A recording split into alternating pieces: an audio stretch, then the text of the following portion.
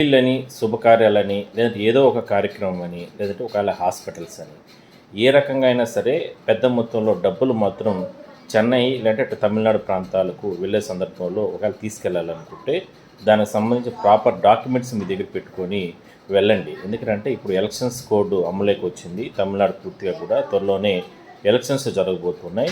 So ఎక్కడ చూసినా కూడా బార్డర్స్లో పూర్తి స్థాయిలో కూడా తనిఖీలు జరుగుతున్నాయి.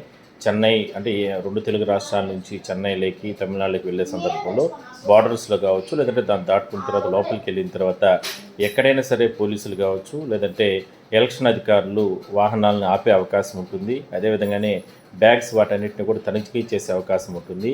ఆ సందర్భంగా మాత్రం డబ్బులు ఏదైనా సరే భారీ మొత్తంలో దొరికితే మాత్రం అంటే 50,000కి మించి తీసుకెళ్ళకూడదు రూల్స్ ప్రకారం. ఒకవేళ అలా తీసుకెళ్తే ప్రాపర్ డాక్యుమెంట్స్ మీ దగ్గర పెట్టుకోవాలి. ఒకవేళ శుభకార్యాలకైతే పలానా శుభకార్యాలకు మేము బంగారు కొనడానికి వెళ్తున్నాం, లేదంటే బట్టలు కొనడానికి వెళ్తున్నాం, లేదంటే వేరే రకరకాల కారణాలతో వెళ్తున్నాం అంటూ కూడా దానికి సంబంధించిన డాక్యుమెంట్స్, లేదంటే పెళ్లి పత్రికలు, లేదంటే ఇలాంటివన్నీ కూడా చూపించాల్సిన అవసరం ఉంటుంది డాక్యుమెంట్స్ ప్రకారంగా.